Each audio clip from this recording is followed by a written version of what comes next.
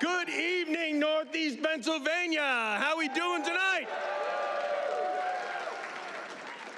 Is everybody ready for the 47th President of the United States arrive? Look, I come tonight beginning with just saying thank you. Thank you, thank you, thank you for re-electing President Donald J. Trump as the president. For electing U.S. Senator Dave McCormick.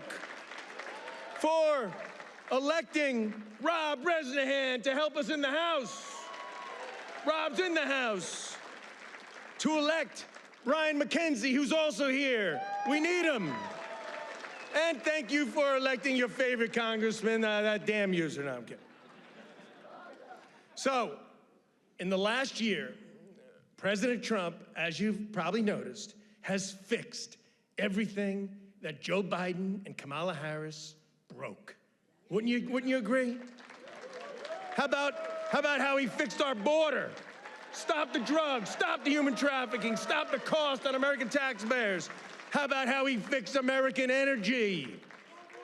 There was an all-out assault on domestic energy under the Biden administration. Thanks to President Trump, taxes are coming down, going to drive manufacturing growth. How about the common sense that Joe Biden tried to break? He did break, but President Trump brought it back. Trade. Folks, last month we had the lowest trade deficit in the last 50 years, thanks to President Donald J. Trump. World stability, the leadership that our president is showing, opening up markets and bringing peace throughout the country. And yes, President Trump also fixed the broken inflation that Bidenomics has caused. During Biden administration time period, inflation went up over 20%. You know what it's been since President Trump took office? 2.3%.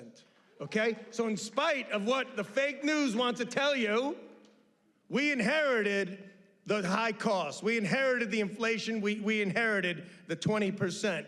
But guess what? President Trump and the Republican Congress are going to fix that too.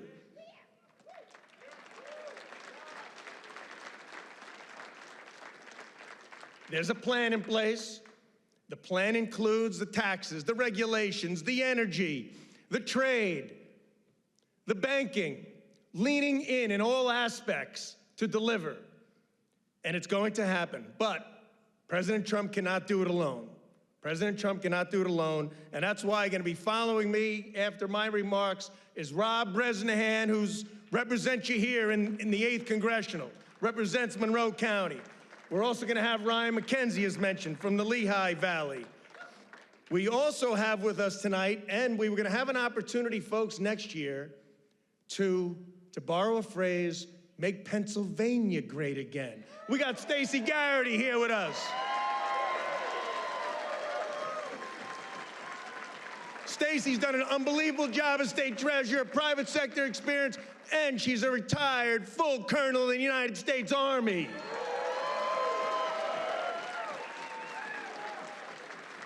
And boy, oh boy, I can't wait till we defeat Josh Shapiro.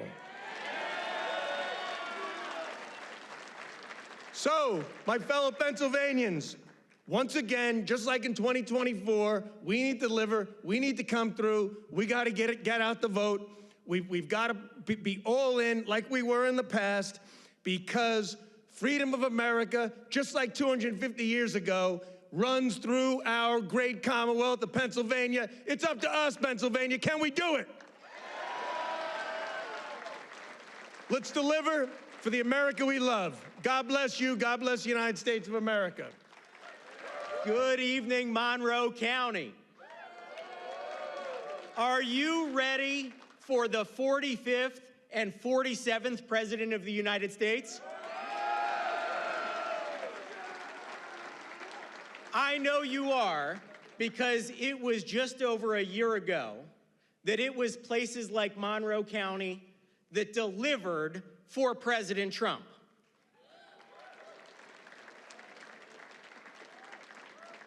We had victories up and down the ballot because people were sick and tired of 4 years of out-of-control inflation under Joe Biden, a wide-open southern border, and chaos all around the world.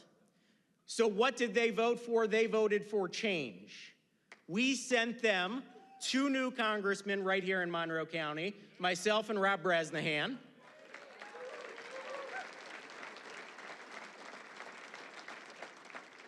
We defeated Bob Casey and sent them Dave McCormick in the U.S. Senate.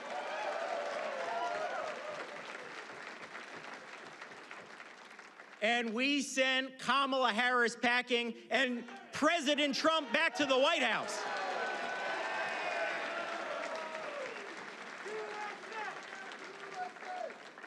Now, when we get victories like that, it's not just for politics. It is because we love our country and we want to get things back in the right track. So what did we do? In Congress, we started working with President Trump on day one. We got to work and did the hard things. We secured the southern border, which the Democrats told us was not possible. Now you see illegal border crossings down over 90%, and that southern border, according to our Border Patrol, is more secure than ever. That means less crime, less drugs, and less human trafficking right here in the United States.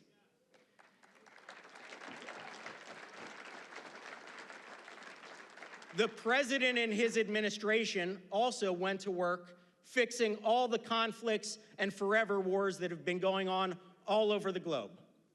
And he has resolved so many conflicts in a peaceable fashion that they just gave him the FIFA Peace Prize. How about that?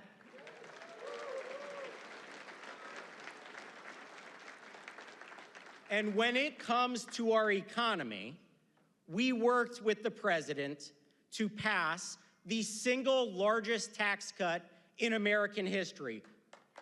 That is going to deliver real relief for every single American, and let me tell you how.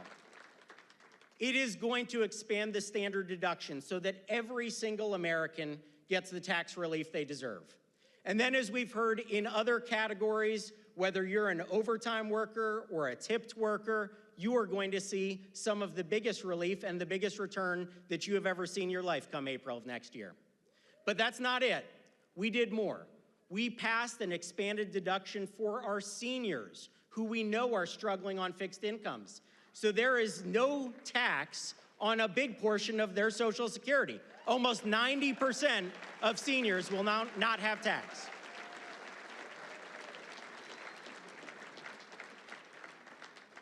But there is more work to be done. We know that's not enough. We are not going to rest on our laurels. We know so many people are struggling because of those high prices from Joe Biden's inflation.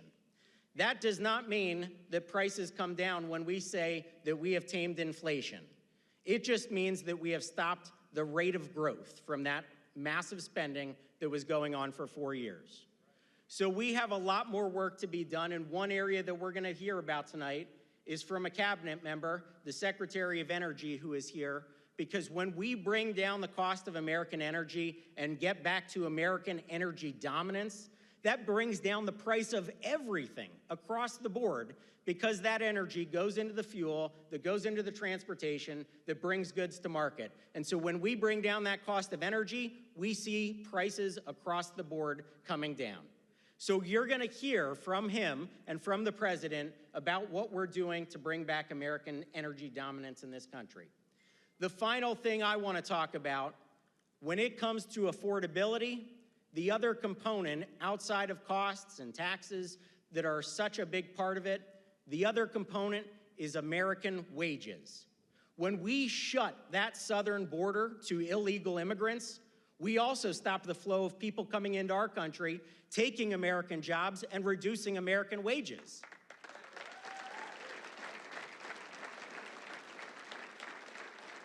So by securing that southern border, you're going to see that you're not going to get undercut by somebody who's working under the table, not paying taxes, not having any kind of workers' compensation, nothing like that. what you're going to see is that real wages are going to rise. And when we do that, we can lift all boats in this economy. So we are going to go about doing this hard work for another year, and I am confident that all of you in this room and Americans around the world are going to see the benefits of 2 years of President Trump and a Republican House and a Republican Senate, and we are going to get reelected to get this country back on track for another 2 years.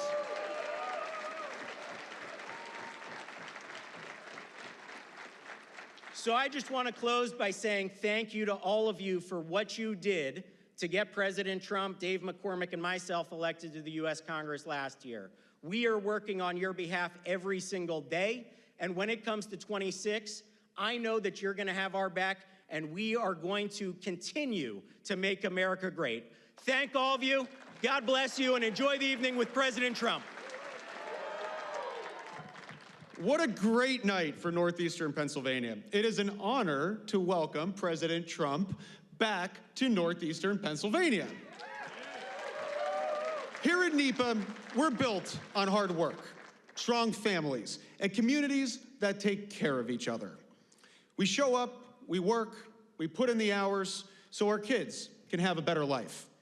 Tonight is important because NEPA reflects both the challenges and hopes of working families across America. Our region keeps this country moving. We build, we ship, we farm, we protect, and we serve. From the workers at the Tobyhanna Army Depot, to the officers at USP Canaan, to the nurses and hospital staff caring for our families late into the night, Northeastern Pennsylvania shows the grit and the heart of this country. Over my first year in Congress, I've met with and heard from thousands of people like all of us who live in our district, and have heard about the challenges that they're facing. Seniors in Stroudsburg struggling with prescription costs. Parents in Wilkes-Barre doing everything they can to keep their kids safe and healthy. Manufacturers in Lackawanna County proud of their work, but squeezed by energy cost and workforce shortages. First responders in Nanticoke slowed down by failing infrastructure. The message is the same everywhere we go. Lower the cost, support high-paying jobs, keep our communities safe, and listen to the people doing the work. They aren't asking for partisan arguments. They're asking for results. This is why I was proud to work with President Trump to deliver the Working Family Tax Cuts Act, which delivered no tax on tips. Go ahead, we can clap for that. Let's go. No tax on overtime, expanded the child tax credit, raised the standard deduction, and gave a $6,000 tax credit to our senior citizens.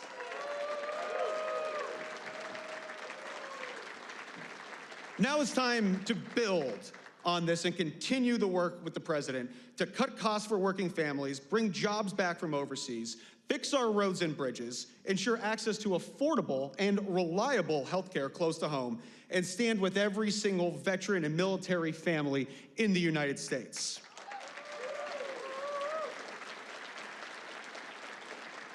Let's thank President Trump for braving the freezing temperatures here in Northeastern Pennsylvania and making the trip back home. It reflects our shared commitment to strengthening the middle class, rebuilding American industry, and investing in regions just like ours. I am proud to welcome President Trump and the Trump administration to Northeastern Pennsylvania. Thank you for getting me to Congress. It is a humble and a privilege to serve you each and every day.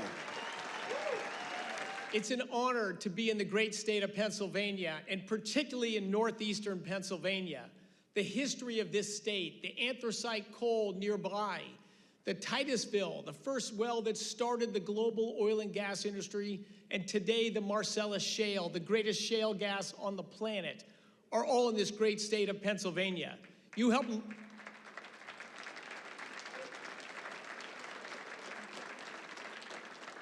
Even better is the people and the culture of Pennsylvania. You built the industrial revolution of our country, built our industrial strength, helped us win 2 world wars, and become the economic powerhouse of the world. Pennsylvania has a tremendous history, and I believe deserves and should have an even more prosperous and opportunity-rich future.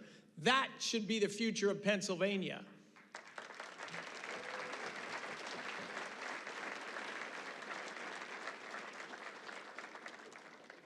President Biden, unfortunately, launched a 4-year all-out war on energy. Every form of energy, every tool possible. He called it a war on climate change, but of course that's nonsense.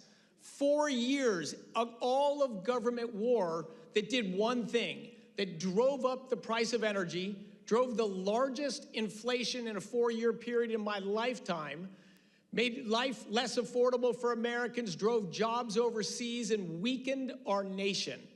Thankfully, the great state of Pennsylvania and Americans all across the country elected President Trump to put an end to this destructive nonsense.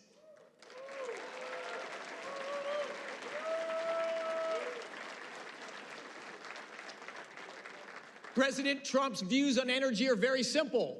More is better. Americans better than foreign. Lower prices are better than higher prices. More jobs, more opportunity, more rising in wages. Those are better, not bad things. Those are what we're all about. 7 days a week, President Trump works to push this agenda. So what does he do? He's got to reverse everything done by President Biden. But President Biden canceled an oil pipeline connecting the U.S. and Canada that was under construction. President Trump fights every day so we can build more pipelines. So we're going to take Pennsylvania gas to New England, drive their energy prices down, and bring opportunity to get more Pennsylvania gas exported to our allies abroad. And most importantly, to bring jobs, industry, and economic opportunity right here in Pennsylvania,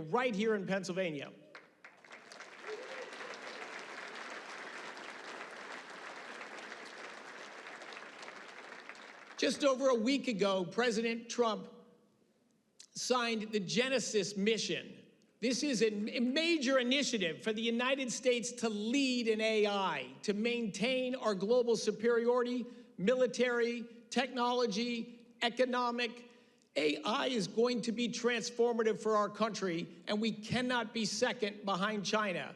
A Biden administration or a Harris administration would guarantee we could not lead in AI, because we'd be short of energy, we'd have inflation problems racking our country, we'd have blackouts across the country today. President Trump has stopped the closure of coal plants. He pushed to...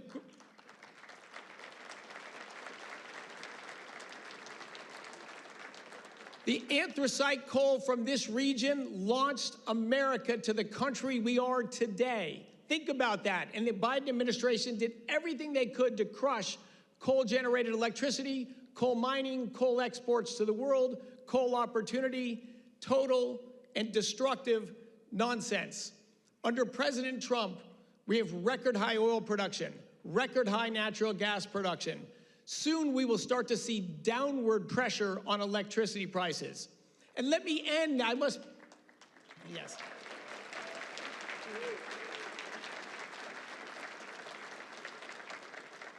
I take that as a sign that everyone prefers lower electricity prices over higher electricity prices.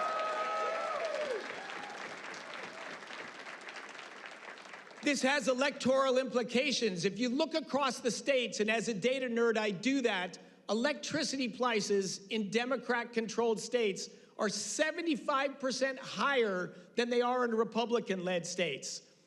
If you want low electricity prices, what you want is the ability to build infrastructure, to build new power plants and keep the ones you have open, and you want to build demand growth. You want new factories in your state. You want businesses to expand, and you want to build data centers. I know they're controversial, but if you look at the states that have growing demand for electricity, they have flat or declining electricity prices. If you look at California, New York State, Massachusetts, they actually produce less electricity today than they did 5 years ago, and they have skyrocketing electricity prices. You get economic growth going in Pennsylvania, people build factories, expand things, build data centers. That is a road not only for jobs and tax revenue and economic opportunity, It is the road to lower electricity prices. It is the road we can all follow thanks to President Trump's leadership. God bless you all, and I love the state of Pennsylvania. Good. And thank you all. It's good to be back in Pennsylvania. I hear Scranton is sleepy Joe Biden's hometown. But as far as I can tell, this is Trump country.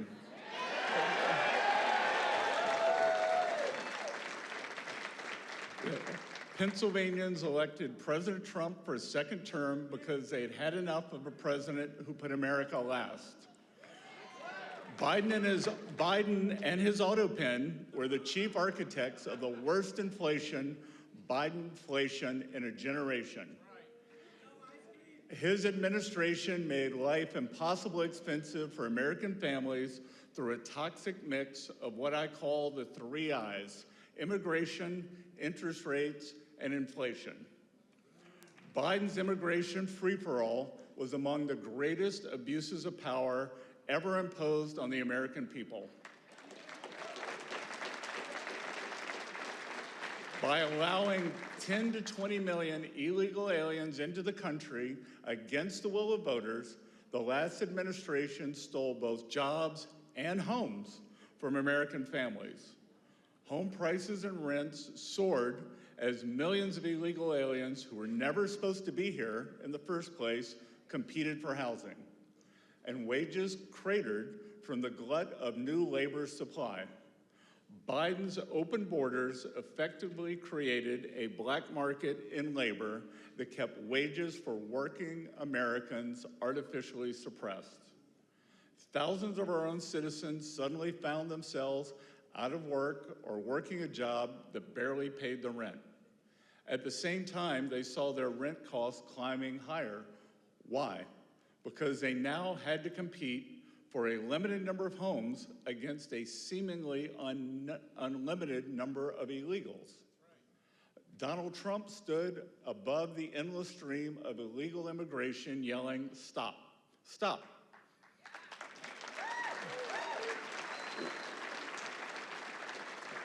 And this is why Pennsylvania and Americans voted for him in a landslide. President Trump promised to secure the border and return American jobs and homes to American citizens through the largest deportation effort of the century. He has delivered on that promise in every day, every way. Common sense. Simply closing the border, our president is bringing an end to illegal wage suppression to put American workers first.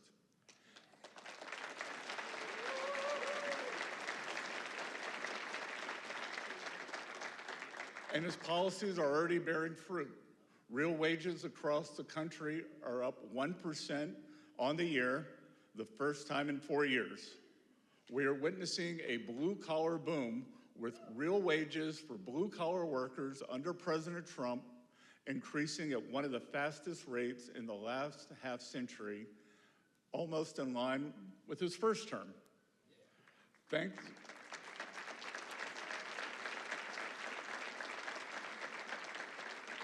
Thanks to the president's efforts to clean up illegal immigration, he is fixing high home costs as well. Rents have come down significantly. Consider that the average national price of rent has decreased 5% since the peak of Biden's immigration insanity.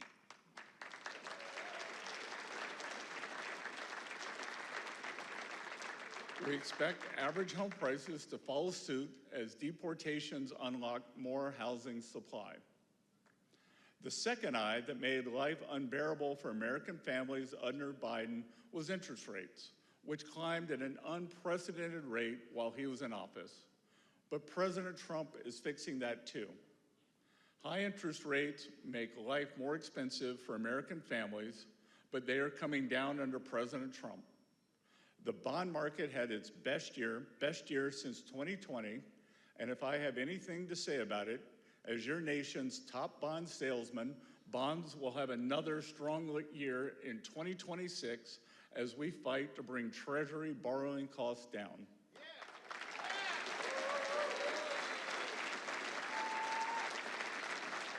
Lower Treasury borrowing costs mean lower mortgage rates, lower car payments, and lower credit card bills, which all translates to greater buying power for all Americans.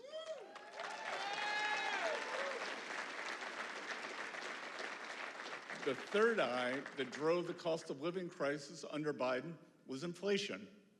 The previous administration ran up the highest deficit in U.S. history outside of a recession or wartime. As a result, inflation skyrocketed to a 40-year high. As Secretary Wright, the highest in his lifetime and my lifetime.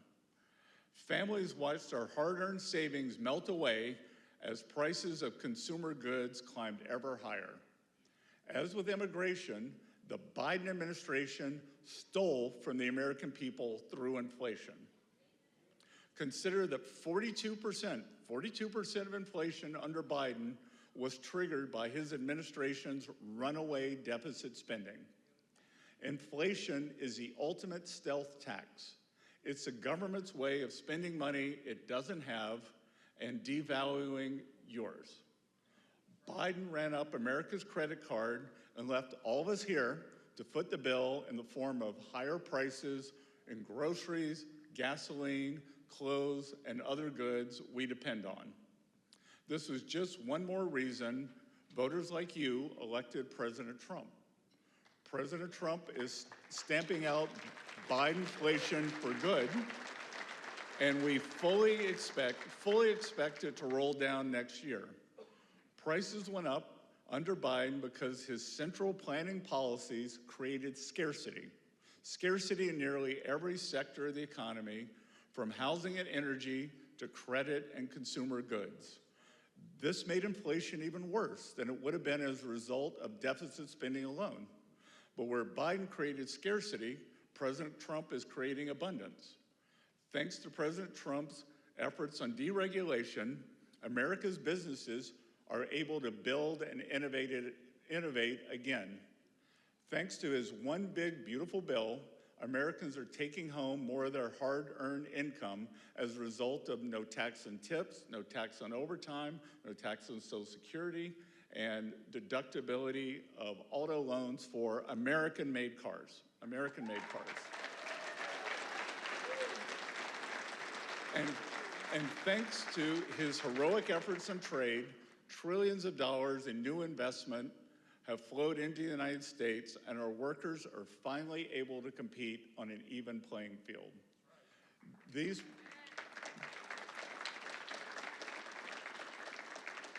policies in combination are driving a boost in production that will lower the prices of goods for all Americans in 2026 while also creating jobs and increasing incomes. This is the formula for prosperity: lowering prices, raising incomes. And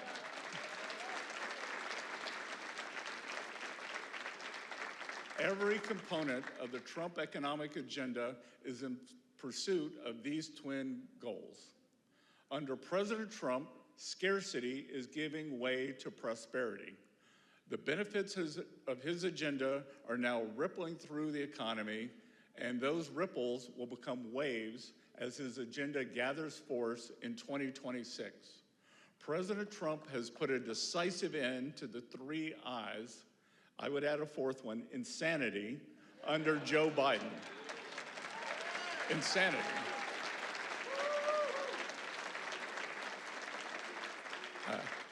Our great president is ushering in a golden age economy by making America affordable again.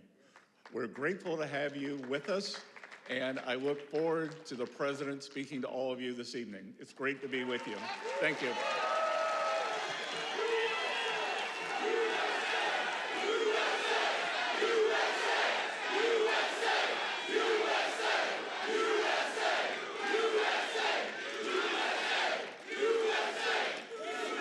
Well, this is a nice crowd. You got a lot of people. You've got a lot of people standing outside tonight. It's freezing. They got here yesterday like at 2 o'clock in the morning or something. Well, I'm worried about them. Would anybody like to give up your place? Let some people come in from the cold. You go out to the cold. I don't think so. I just want to say hello, Pennsylvania, and I'm thrilled to be back in this incredible Commonwealth with so many proud, hardworking American patriots. That's what you are. So am I. I'm a proud hard worker. I'm a proud patriot, but you're a proud patriot. Thank you very much, everybody. It's a great reception. You know, we're on to expose what happened recently when we took over. You know, it's 10 months, and already we have the largest investment ever made in the history of, not our country, of any country anywhere in the world. Think of that. But let me begin by wishing each and every one of you a very Merry Christmas, Happy New Year, all of that stuff. Remember when I started? In 2015, I made my first speech, and I said, we're going to bring back Christmas. Remember, the radical left wanted to get rid of the word Christmas. I said, I don't think that's going to work out. And we did it, and now everybody's saying Merry Christmas again. But just over 1 year ago today, with your help, we saved America. That's what happened. We saved it. In the most important election victory possibly in the history of our country was going down. We were a country that was being scoffed at, laughed at all over the world. We won all 7. Thank you, Charlie. She said, and you saved us. Who are you? Stand up, please. Who said that?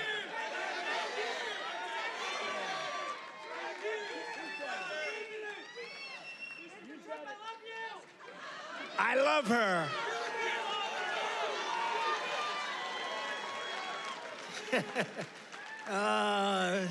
Only in Pennsylvania can this happen. I know this state. By the way, last election, did we kick ass in Pennsylvania? We won.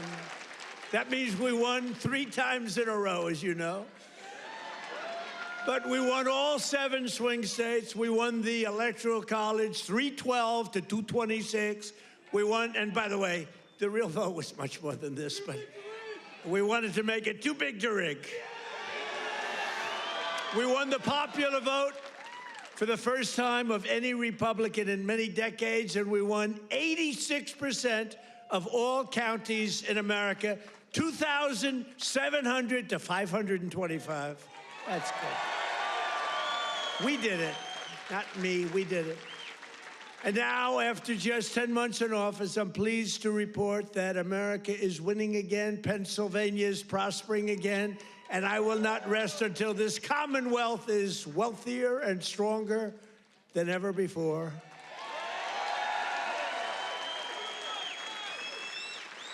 Remember when Biden got up and called you a state? That was not good. He said, it's great to be back in this state. Where are we? Where are we? What state is it? It's Pennsylvania. Oh, okay. No, we're respected again as a country. We're respected. Since my inauguration, we've created nearly 60,000 new Pennsylvania jobs, including 4,000 Pennsylvania manufacturing jobs that the Democrats gave up on. You're doing better than you've ever done. Under our leadership, more than 40,000 Pennsylvanians have been lifted off of food stamps, 40,000. And working with a great guy, remember David McCormick? He used to go to every rally I had, he knew what was happening. And he's here again, as usual. I can't get rid of this guy. Where is he? He got a little lucky, though. You know, in Butler, a place called Butler, Pennsylvania. I love Butler, Pennsylvania, but it was amazing. And we had a tremendous crowd, like 55, 60,000 people. And then I called David. I said, David, come on up. He was working like hell to get elected. It was a tough race. And very few people could have done what he did. But I said, right at the beginning of the speech, I said, David, come on up. Come on up. I want to, this was before the thing happened. And then I looked up and I said, you know what, David, just stay there. I'll get you later. You're so lucky, David. You're so lucky you don't know. I could have had a little differently shaped ear if it weren't for you. You know, you got very lucky that day. People don't talk about that, but I remember I called him up and I said, just stay there. Because he was walking a little bit slowly. I didn't want to take the time. Oh, boy, that was a good day for you. What a job he did. He's really a great guy, and his wife, Dina, is fantastic. Thank you. Stand up, David. He's a lucky man. Working with Senator David McCormick, we've secured commitments for nearly $100 billion of investments in Pennsylvania. We were up here a few months ago. Some of the greatest energy companies in the world made that. We were doing it on a beautiful day, a little warmer than it is outside today, David. But over $100 billion, and we've saved a great American company. You know, we saved, this little group of people and me, saved a little company called U.S. Steel, and it's hot as a pistol now. And we have the keys to the company. It's always going to be here. It's never moving. They said, what happens if it moves to Japan? I said, you can't move a steel mill to Japan. You can move a headquarters, but the steel mill stays here. That's all that matters. And I will tell you, the company is spending billions and billions of dollars, and there was no second by comparison. Other companies were interested, and they really are. They call me all the time, tell me they're really excited about it. And, you know, they're building a lot of additional plants. It's turning out to be beyond what anyone thought possible, but we had to save U.S. Steel. U.S. Steel was one of the greatest companies, which really, for a long period of time, years ago, the greatest company anywhere in the world. U.S. Steel, you see it with the big factories that were, 2 years ago. Now it's starting to fill up. The tariffs have filled it up because people are coming here. Other steel companies are coming to Pennsylvania now because they don't want to spend 100%, 50%, 25% on tariffs. Are all coming in. It's amazing. You know, the word, remember when I said tariff? My favorite word is tariff. True, but then I got a lot of heat from the fake news. Look at all of them back there. I took a lot of heat. I got up early on. I said my favorite, it's turning out, you know, tariffs are bringing us hundreds of billions of dollars. I just helped our farmers out because they're starting to do really well. But in order to try and negotiate, some countries played a little cute, and we just gave them right out of a tariff money, cost us nothing, right out of the hundreds of billions that we've taken in. We gave the farmers a little help, $12 billion, and they are so happy. And all they want is a level playing field, and now it's happening. And the tariffs are making them rich. It's going to be, you're going to see what happens over the next 2 years. It's like a miracle is taking place. But we've taken in hundreds of billions of dollars, really trillions. Scott, we have the great Scott Bassett. Scott, stand up. And if you add to that all of the companies that are pouring their money to building plants in Pennsylvania and many other states, auto plants, AI plants, plants of every type, which we would have never had if we didn't put the tariffs on. Did you see where Europe now is saying, I think we got to start doing what Trump is doing. We've got to start putting on tariffs because we're getting our asses kicked, and it's true.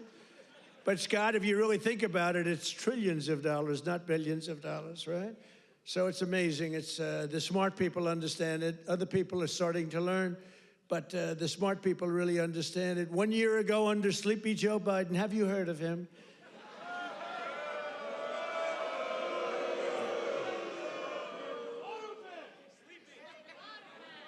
You know, okay, look, the king of Saudi Arabia told me this. He said, sir, 1 year ago, I was in Saudi Arabia. Somebody complained that I was making a foreign trip. I went to Saudi Arabia, Qatar, and UAE. I brought back $4 trillion. They said, he shouldn't be traveling. He should focus on home. What the hell do you think I'm doing? And 250 Boeing jets. I brought it back so much, everything. Then they say, he should, you know, the stupid people, they say, he shouldn't be leaving our country. Yeah, let's sit around and twiddle our thumbs. It's, no, it's sort of crazy, right? But 1 year ago, the king of Saudi Arabia said it. He said, sir, 1 year ago, you were a dead country, dead. They were focusing on China. They were looking for, you know, who's next on line, frankly. And he's a good man. And the Emir of Qatar said it. UAE said it. The big company, the big, smart country said it. We were a dead country 1 year ago. We were dead as a doornail. We were going down the tubes. And now we're the hottest country anywhere in the world. There's nobody close. Sure.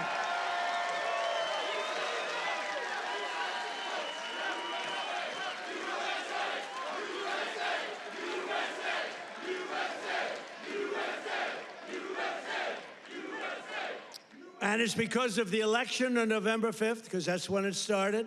You saw what's happening with recruitment in the military. The enrollment is the highest we've ever had. And you know, right before November 5th, we couldn't get anybody in the military. We couldn't get police. We couldn't get firemen. We couldn't get anybody. And after November 5th, that's when it started. Right now, we have the highest enrollment we've ever had, the greatest recruitment days we've ever had in the military. It's amazing. So it's November 5th, and it's also, again, it's a thing called tariffs. And I told you, I was about to say that, you know, because I love the weave, the weave. You know what the weave is? You go here, bing, bing, bing, bing. You always have to get back to the right location. But otherwise, they'll criticize you for straying from the speech. By the way, if I read what's on the teleprompter, you'd all be falling asleep right now. But it's true, 1 year ago, and during periods of time, I'd say my favorite word is the word tariff. I love it more than any other word in the dictionary. And the fake news said, that's terrible. What about God? What about family? What about religion? What about your sons, your daughters? What about how terrible that's this? So I moved it back to 5th. I have it to 5th, and now I'm in no trouble with the fake news, you know? They say, what about religion? They always find, so you have to weave a little bit with the punches. You have to go, you know, the boxers, you got to go with the punches. But it's been amazing what's happened, and it's been amazing. It's a transformation of our country. I have the greatest oil man anywhere in the world. I see him sitting right there, Chris Wright.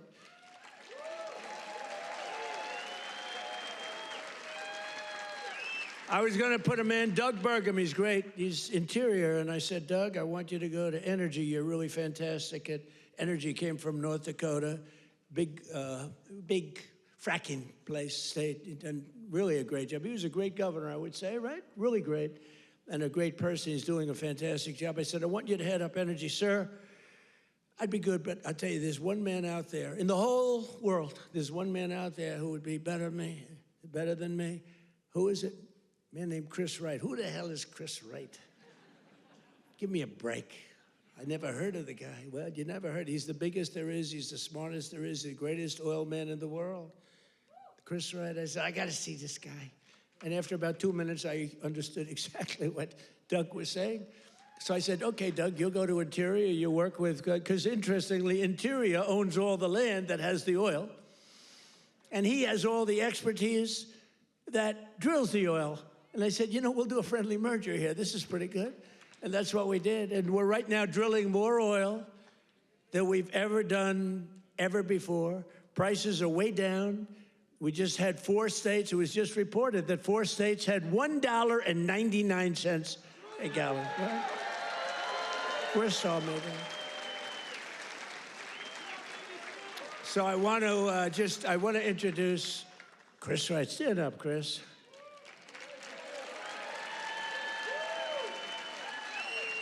Who would think, you look at him, he's a nice looking guy and all that. Who would think he's rated, I mean, he's the most talented oil guy. He can put his nose on the ground and tell you whether or not there's oil. Other people have to spend billions of dollars on machinery and equipment, and it doesn't work. So I want to thank you. You're doing a great job. And is it true? We are right now, energy overall, not only the oil and gas, we are right now involved in more energy and have more energy in the works by far than we've ever had before. Is that right? Yeah, not even close. Yeah. And I have no higher priority than making America affordable again. That's what we're going to do. And again, they caused the high prices, and we're bringing them down. It's a simple message. If I had one message tonight, you know, this is being covered like all over the world. This is crazy, because I haven't made a speech in a little while. You know, when you win, you say, oh, I can now rest. So Susie Trump, do you know Susie Trump? Sometimes referred to as Susie Wiles, Susie Trump. She's the great chief of staff at the, they don't use the word chief of staff anymore because of the Indians got extremely upset. But now the Indians actually want their name used, which is true. They never didn't want it used. But the chief of staff, and she's fantastic, she said, we have to start campaigning, sir. I said, I won. What do I have to do already? They said, we have to win the midterms, and you're the guy that's going to take us over the midterm. Where's Susie? Susie, come on, Susie. Look at Susie. Susie's the greatest. And who do we see there? We even brought our superstar today, Caroline. Stand up, Caroline.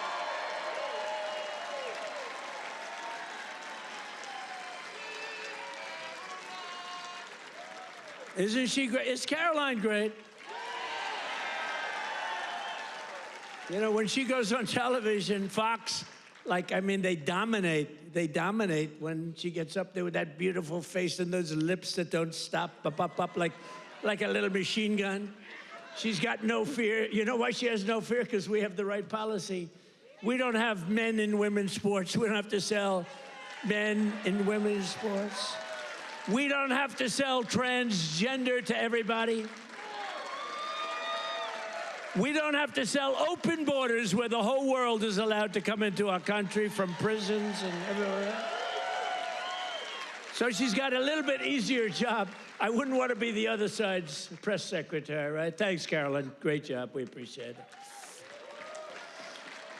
But that's our message. They gave you high prices. They gave you the highest inflation in history, and we're bringing those prices down rapidly. Lower prices, bigger paychecks. You're getting lower prices, bigger paychecks. We're getting inflation. We're crushing it. And you're getting much higher wages. I mean, the only thing that's really going up big, it's called the stock market and your 401ks. It's going up. But I say it, you know, and I said it the other day, and a lot of people misinterpret it. They say, oh, he doesn't realize prices are high. Prices are coming down very substantially. But they have a new word. You know, they always have a hoax. The new word is affordability. So they look at the camera and they say, this election is all about affordability. Now, they never talk about it. They never talk. Thank you very much. They say I'm not allowed to run. I don't know what the hell that's all about, but that's okay. He said 4 more years. You see the new hat? We have 4 more years. 2028. We have all sorts of hats.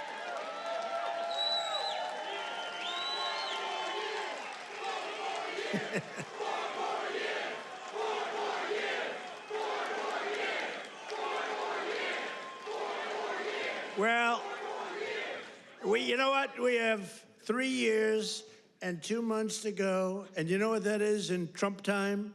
3 years and 2 months is called eternity. We have a long time. We have a long time. But under Biden, real wages plummeted by $3,000 a year. Under Trump, the typical factory worker has already seen their wages increase by more than $1,300, and that's in just a few months. And for construction workers, it's $1,800 up versus $3,500 down, and I think their number is wrong. It's much lower than that. For miners, do we love miners? I love miners.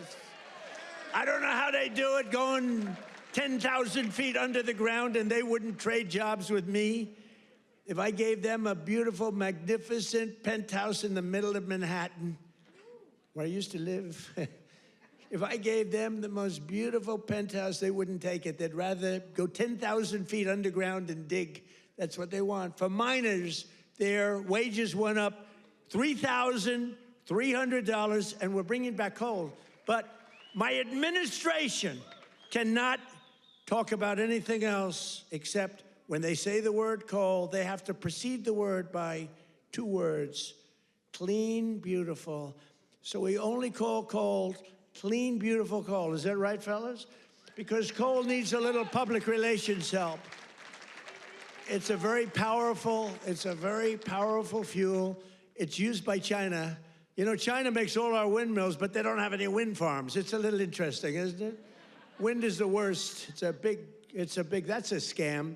They ruin your valleys, they ruin your peaks, and the most expensive energy, the only ones that get rich are the developers who make a fortune. You have to change your windmills, and most of them are made in China, but China has very few wind farms. You know why? Because they're smart. You know what they do have?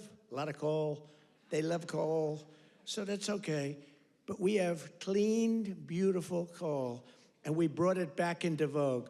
We have nuclear, we have oil and gas, we have sort of everything. We don't approve windmills. We don't approve it, I'm sorry. We don't like things that kill all our birds. And that every time you put one up, only the guy that owns it makes a lot of money. Those guys, what a joke, and they are ugly, you're right, sir. But Democrats talking about affordability is like Bonnie and Clyde preaching about public safety. And they are really truly the enemy of the working class when they do it, because we're gonna have a great energy policy. You know, our oil prices are coming down very substantially, energy prices. And honestly, with that, everything comes down, because there's nothing nearly in the category of oil. You wouldn't even know what second is. There are seconds and thirds, but it's so far down the list we don't even talk about them. You get energy prices down, which we're doing. Again, the greatest amount of drilling, the greatest amount of fuel being produced right now in our country than ever before, by far. It's not even a contest. And when that happens, those prices come down. That's why you're seeing oil per barrel coming down nicely, very nicely. We don't want to go so rapidly, because we want the people that produce it to keep producing it, but they're doing good. But it's amazing. But when energy comes down, your other prices come down too, all of your prices, and that's exactly. We inherited the highest prices ever, and we're bringing them down. We inherited the worst inflation in the history of our country. Think of that. And we're bringing them down rapidly. Their entire agenda is about robbing working people to fund their far-left cronies and give lavish benefits to foreign migrants and illegal aliens. You can't do it. Look, we all have a heart. We don't like what's happening.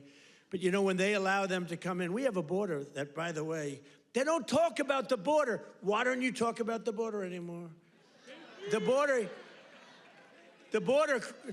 is, for months, it's closed. Actually, their people, because they're radical left, their people, radical left, they rate the border and everything. You know how many people came into the border over the last 7 months? You know what it is? 0. 0.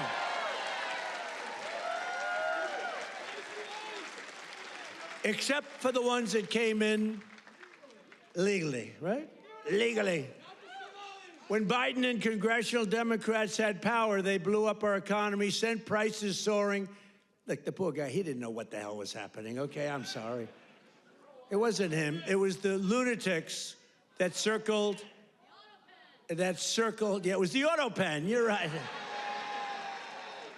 I can't believe I didn't say that. I hate when you beat me to the punchline. I would not have said. Well, I'll tell you, I'll give the fake news a little breaking news.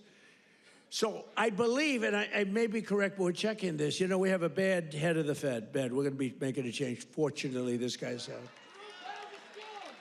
But we have 4 members appointed by Sleepy Joe Biden. Which is better, Sleepy Joe or Crooked Joe?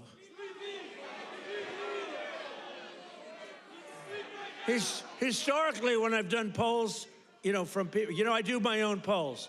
I go to a big arena, we have 20,000 people, I say, which you like, Sleepy Joe or Crooked Joe?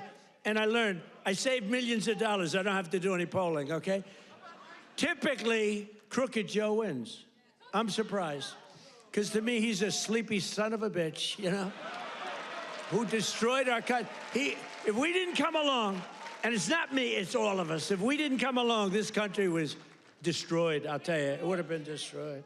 But now Democrats in Congress want to take us straight back to the Bidenomics. You know, they don't change. And I don't really talk about it because, for instance, I watched a congressman the other day on a television show. They were interviewing a Democrat. He was fighting like hell for men to play in women's sports, okay? And I was going to put something out. I was going to make he's a well-known congressman. And I said, you know, let's save it about 2 weeks before the election, right, David? We don't want to do it now. What the hell good does it do now? Let's save it for about 2 weeks because we don't want them to change. Just let them keep going. I think transgender for all is a great, great thing for the Democrats to be talking about. Transgender for every member in your family. If they're not feeling well that night, let's just change their sex. Now, let's not talk about it. Let them go and let them fight to get these things. I think open borders are great, you know, where prisons are emptied into our country, right? Where people from all over the world being dumped into our country, the people that aren't wanted in their countries, by the way. I think that's a great, like Somalia. Welcome. Do we have any individuals from Somalia in the group? Please raise your hand. That's for Minnesota, you know. That's called the Great Big Minnesota Scam with one of the dumbest governors ever in history.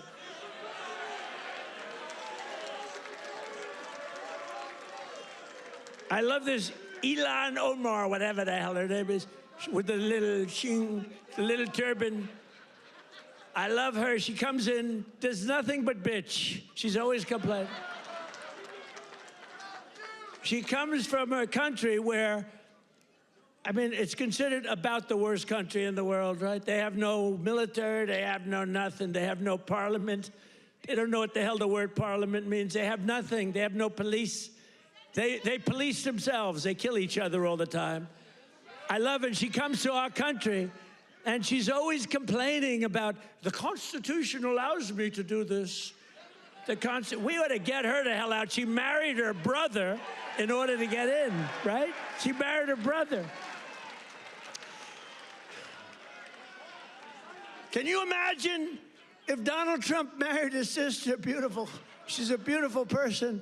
If I married my sister to get my citizenship, do you think I'd last for about 2 hours, or would it be something less than that? She married her brother to get in. Therefore, she's here illegally. She should get the hell out. Throw her the hell out. She does nothing but complain.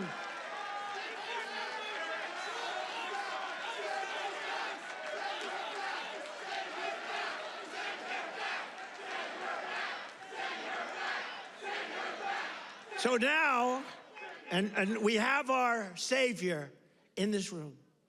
His name is Secretary of the Treasury, Scott Bessent. He's right there. Because that very handsome man, by the way, if you're picking the Secretary of the Treasury, is he like the perfect guy for a movie? He's made for the movie. Stand up, Scott. Look at him. No, he's central casting. He's central casting. But you don't, under that beautiful exterior is a killer. And here's what happened. He is in charge of the investigation of Somalia and the billions of dollars they have robbed from Minnesota, right? I hope you do your job. I hope you're not one of these Republicans where something comes up and they don't do what they should do because they're nicer people. You know, they're much nicer people than the Democrats, but Scott's actually not a nice person at all. So, Scott, you're in charge of that investigation? Okay, I'm not interfering at all. I'm just saying, please do a good job, honest and fair, right? Honest and fair.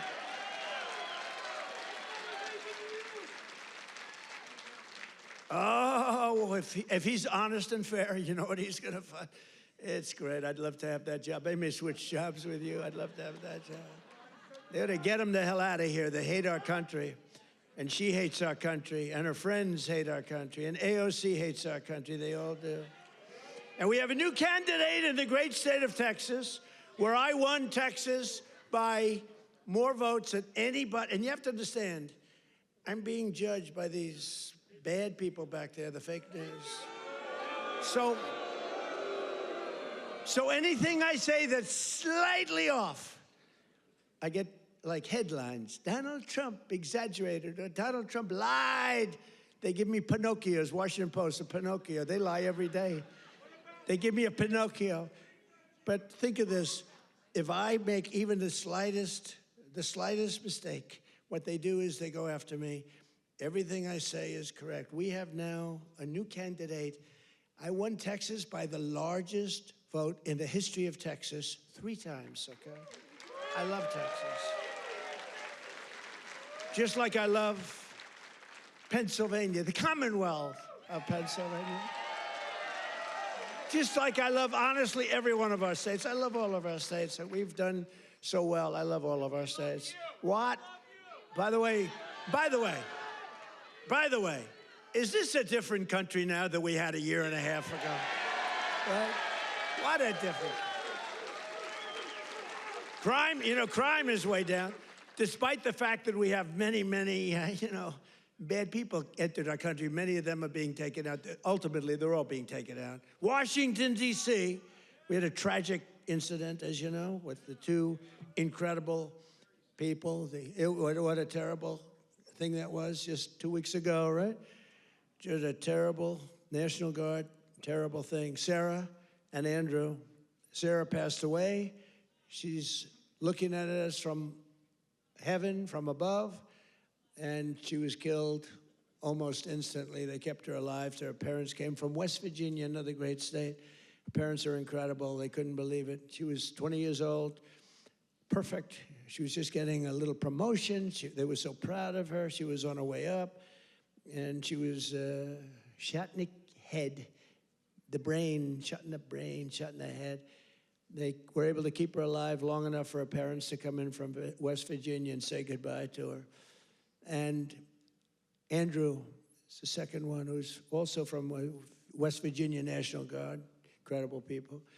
And so they were both from West Virginia. And his mother's named Monica.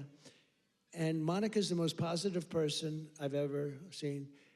The night that he was so badly hit and the doctors gave him almost no chance, I called their hospital room and spoke to her. And she said, sir, he'll be fine. Oh, no, I'm telling you, I'm praying. The whole country is praying. Sir, I'm telling you, don't worry about it. He's going to be fine. This is the mother talking to me. And the father's like devastated. He's an incredible guy too, both. And I went and invited them to the Oval Office, and they came in. She said, sir, he's fine. It was amazing, actually. And today, Monica, she said, we're all praying, and I'm praying.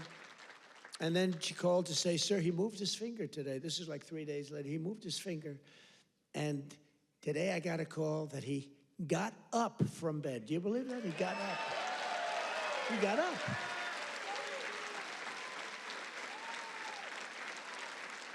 Now, he didn't speak. He's not ready for that yet. He got hit in the head. But he got up, and boy, they're so happy. It's amazing. And the care that they've given him at the hospital, and the generals that have been there, the military that's been there, it's amazing. General Seward and others that, she said the level of love that your military has given to my boy, and by the way, Sarah's parents said the same thing. The love and the affection and the care that they're given, they can't even believe what's happened. But Andrew stood up today, and people even can't believe it. So the mother was amazing, and let's hope it continues. Look, it doesn't get much worse than what he did. Let's hope it continues. But that's an act of terrorism. This is a guy came from Washington, state of Washington, came across the country, and he wanted to kill people with the uniform. A whack job. Isn't it crazy? Think of it. He was also very badly injured. And they're fighting to save his life so that we can give him the death penalty. How crazy is that, right? They're fighting to save his life so that we can give him the death penalty. That's the way it really should work, right? The doctors have to do their job, and then the lawyers have to do their job. But it's an amazing country. Actually, Andrew's father said that. He said, they're fighting for him. I hope they save him, sir, because I hope he has to understand what he did, how bad it is. And he's going to, I think he will be saved, actually. It looks like they will save him. He wasn't as badly hurt as Sarah or Andrew, but isn't it an amazing thing? They're working so hard to save his life, and we're going to put him up for the death penalty. Amazing, huh? Only in America. That's only in America. You know, in one way, there's something beautiful about it. In another way, it's a little crazy, right? In my first term, we built the greatest economy in the history of the world. You know that. We had the greatest economy in history, even with the COVID. COVID came, and it really hurt the world. It was a gift from China, but China got hurt very badly, too. We're getting along with China. They're buying a lot of our soybeans. Keep buying those soybeans there. You know, you heard all about magnets and rare earth. They were great. I met with President Xi. Scott was with me, and we had a whole group. Marco was there, and Chris was there. We were all there, and we made incredible deals with China. We're getting along. It's getting along is a good thing. You know, getting along is a good thing, not a bad thing. It's a smart thing, and they're buying literally trillions of dollars worth of our products and all of that. And we had a very good meeting. Remember, the whole world was going to shut down over rare earth. That was 2 months ago, and that worked out very well. It all works out well. If you have a smart president, it works out well. If you have a dummy, it doesn't work out. But we had a great economy. We had the greatest economy in our country's history, but we had what's called the greatest economy. This is the first term, probably ever, of any country. Now, in addition to that, we rebuilt our military. We got the biggest tax cuts ever. We got the biggest regulation cuts ever. We had the best job numbers. We had a great first term. Or frankly, to be honest with you, I wouldn't be standing here. Because if I had a bad first term, you know, you might say, I like him. He's really good. But we had a lousy first term. You're not going to vote. You voted for me because we had a great, despite all of the Russia bullshit, despite all of the impeachments, you know, think of it. The impeachments, all of the crap we had to go through with these crooked Democrats. They're crooked as you could be. They're bad people. They're sick people. But despite all of that, we had an amazing first term. Our second term is blowing it away. It's blowing it away. So we're doing it again, but bigger, better, and stronger than ever before. There's more work to do, but today, 22 states, we're setting 22 total. Is that right, Chris? That just came out, that statistic. We're down lower than we've been in 7 years in gasoline prices and oil prices, not just the 3 states that I talk about with $1.99 a gallon. How would you like to have $1.99? You know,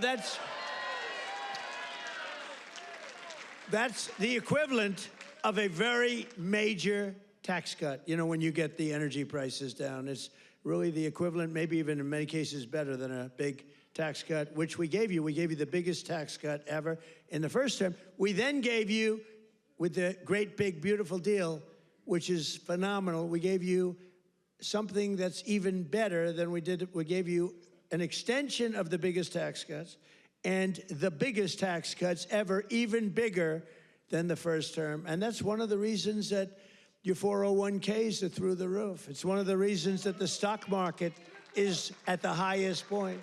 So rent prices are down, dairy prices are coming down very strongly. The cost of Thanksgiving turkeys was down by 33% compared to the Biden era. Biden era, you know what you did during the Biden era for Thanksgiving? You said, oh my God, this is terrible. It was a rotten Thanksgiving. And Walmart, I thank them. You know, they came out with a big, like sort of a numbers thing, a chart, and they had it 25% less. So that's pretty good. A Thanksgiving meal with all of the trimmings is 25% less under Trump than it was a year ago under Biden. That's a good start. We're bringing it down, and we're coming down more. We're coming down a lot more. Takes a little time to come down. They were ruining, they're going to destroy our country. The cost of a Christmas ham, what? Don't forget who? Eggs. I'm getting to eggs. But you're right. Remember with eggs where I had my first news conference. 2 days went by and I had a news conference, right? Unlike Biden, 2 years go by, he still didn't have it. Remember? He'd walk off the stage. He's finished with his, sir, you're finished with your speech. Now what? You finished what? And then he'd walk into a wall. What he did, and it wasn't him, it was some really smart, radical left lunatics. What they did to our country, we can never forget. We can never forget. But you remember the first eggs? We remember the first 3 days. I just got there. Sure, what's these people? 2 of them are there, right there. Look at all those cameras you got. You got a lot of television going. 2 of them were there. And I'm talking about, yes, I look forward to getting involved and doing great things. What about eggs? Eggs are down. As they go, eggs. They said, the price of eggs is quadrupled. I said, oh, I didn't know that. Tell me about it. It's gone up like 4 or 5 times. Remember eggs right at the beginning. He's right when he says eggs. It went up like 4 times. It was like crazy. And they said, sir, don't buy. They came into the Oval Office. Sir, you know, we have an Easter egg hunt. It's like a thing for 150 years at the White House. Beautiful. They said, sir, we're going to buy plastic eggs this year. Plastic eggs. We don't have, enough eggs to go around for that. I said, you're going to buy regular eggs. And by the time Easter comes, we're going to have so many eggs, you're not going to know what to do. You're not buying plastic. And we didn't. And Brooke Rollins, our Secretary of Agriculture, did an incredible job. And eggs dropped like a rock. And we ended up buying a lot of eggs for a lot of... But the price of eggs is down now 80% since March. Think of that. And we have 2 price charts. Do you remember the last time I pointed to a chart? My all-time, I don't care what these charts say. My all-time favorite chart was the chart I had in Butler. I said, let's look at the chart. Bing, bing. I don't care how good that chart looks. It's shit by comparison to the one in Butler. It's nothing. I like the Butler chart. Remember, that was on how great employment was and all this, but I like it for other reasons. Look at that chart. It's good, but now as I talk about the Butler chart, I don't even want to look at it. It doesn't mean anything. But look, Biden price increases and Trump price increases. Look at Biden. Up 37, 24%, 22, 21, 30.7, 30.7 again, 10.4%, 49%. Trump, the price is down 5.1, 4.2, 0.5, down 4%, 2 points, 2.9. Look at that, our prices are coming down. Their prices, it's a hoax. They're just, remember they said the Inflation Reduction Act, remember that? Billions and billions, hundreds of billions of dollars, the inflation, and after they got it approved, because we had a few Republicans that went along with that whole hoax. And remember, we're gonna pass the inflation, and I said, there's nothing to do with inflation reduction there. There's nothing to do with that. It has nothing, it had nothing to do with inflation either way, other than raising inflation, perhaps, because it was such a stupid. And then they admitted, they fought it like, oh no, this is inflation. After they got the thing passed, then they said, we agree, it has nothing to do with inflation. Screw you, we don't care. That's what it is. We're dealing with bad people. And the word affordability is the exact same thing. And I can't say affordability hoax because I agree the prices were too high, so I can't go to hoax because they'll misconstrue that. But they use the word affordability, and that's their only word. They say affordability, and everyone says, oh, that must mean Trump has high prices. No, our prices are coming down tremendously from the highest prices in the history of our country. And look at that chart. Let's see the next one. You have another one, I think, mortgage rates. Even with a lousy Fed chair. We have a lousy Fed chair. Oh, and by the way, It looks, you're going to have to check this, please. I just heard it could be that all 4 commissioners in the Fed signed by Biden, including Too Late. You know who Too Late is? Too Late, pal? Jerome Too Late. He's too late with his interest rates for a reason. He's a bad guy. He's not a smart guy, but he's a bad guy. Too Late. Is he going to lower rates a little bit finally? Did you see where Jamie Dimon, respected guy, said, you got to get the rates down, you schmuck, you know? But I hear that the auto pen may have signed those commissions. If they signed those commissions, now maybe I'm wrong, but we're going to check. Have you checked that? Are you hearing it? Who signed it? Did he sign it or did the auto pen sign it? I'm hearing the auto pen. You know, you can't use the auto pen unless it's very strongly authorized, unless you show you know what the hell you're doing, which is impossible of him to show. So, I don't know. I think it's something we have to look into. You put people there that are not authorized to be there. I know I signed Chris Wright. I signed everything, but I signed Chris Wright. If I gave you an auto pen, they could throw you the hell out of here, Chris. The difference is they would do it, you know? We try and be too nice. No, would you check that, Scott, okay? Because I'm hearing that the auto pen could have signed maybe all 4, but maybe a couple of them. We'll take 2. So look at that, Biden. I love that laugh. Who's the woman with that great hearty laugh? That's a woman that likes Trump. That's how beautiful. Anybody can laugh with that happiness. She likes Trump. He likes Trump, too, with the hat. Yes, that's right. Thank you. Thank you, man. Thank you. So Biden, new yearly mortgage cost increases, and Trump, new yearly. Look, we went down with our rates. They went up with their rates much. That's a lot. So with us, you save $2,900, almost $3,000. And with them, you go up. It costs you $15,000. You don't hear that because the fake news doesn't tell you that. And these are charts. These are government charts. These are not made up by Donald J. Trump.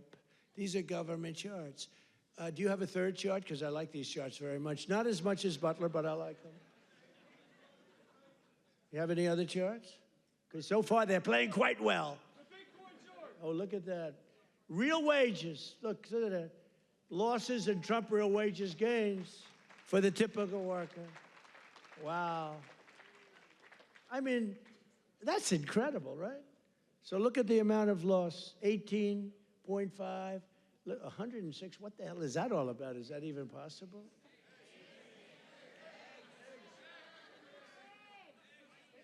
Biden food, oh, I see. No, that's the eggs. You moved that chart very quickly. I said, what's going on with that chart? They did, that was Houdini did that. Because I was saying, boy, I really like the numbers having to do with real wages, but, you know, they played very well. But this plays very well, too. So, yeah, Biden food price increases, Trump, look at that. Look at that. So ours are decreases, all decreases, and they're moving down good. But look at AIDS, 106%, and we got them down 15%. Look at those numbers. But you don't hear that from the fake news. You don't hear that. What do you think of that, David? I think we're going to have to do something. You know, we should impeach him, but he's gone. I guess we can't, right? By the way, if it were up to them, numbers like that, they would have impeached. Those numbers are terrible, and those are government numbers. So thank you very much, everybody. It's good. We have a couple of other charts we're going to show you, too, that are just terrible. We're also working to bring down the cost of health care. Obamacare is a scam. Under Obamacare, trillions of dollars were given directly to health insurance companies. Their stocks are up 1,700% in a very short period of time. Would you say that's good?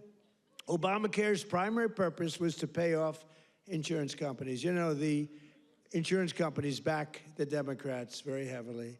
I want to give billions of dollars directly to the people. I want to take all of the billions and billions, and actually trillions, but over a period of time.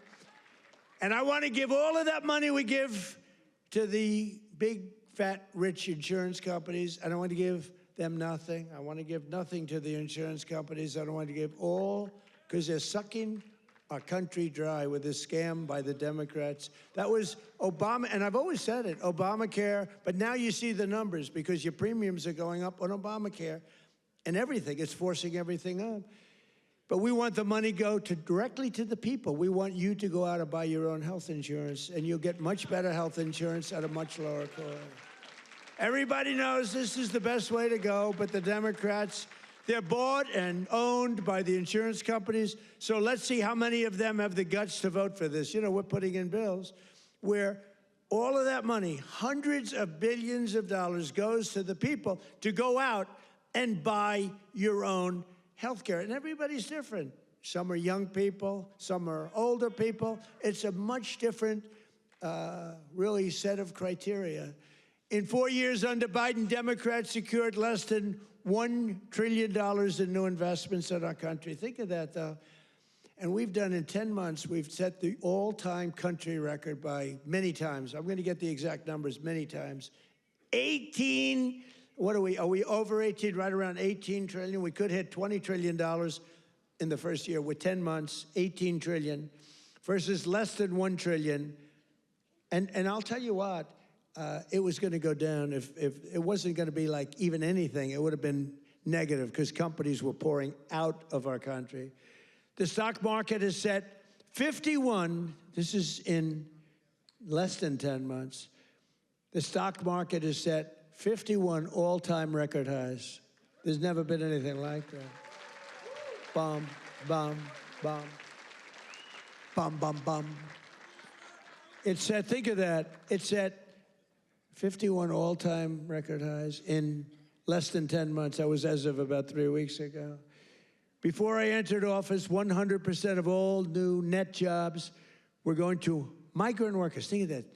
100% of new jobs were going to migrant. These are government numbers, by the way. These are not Trump numbers. These are government numbers. Because they say, well, did Trump come up with these numbers? No, I didn't come up. I'm just... Migrant workers and illegal aliens got 100%. But since I took office, 100% of all net job creation has gone to American citizens. How about that? Now, how about that? Even I will give myself a hand. Now, think of it. 100% went to American citizens before 100% went to people that came into the country illegally. Again, many of them from prisons, many of them gang members, drug members, Tren de Aragua. More Americans are working today than at any time in the history of our country. That's why when they ask about the economy, you know, you have fake polls. How's Trump doing? You hear these numbers. How's Trump doing on the economy? I was interviewed by a very hostile group today. I said, why am I doing these people? They're hostile. But they were relatively fair because they can't beat you. I don't mind.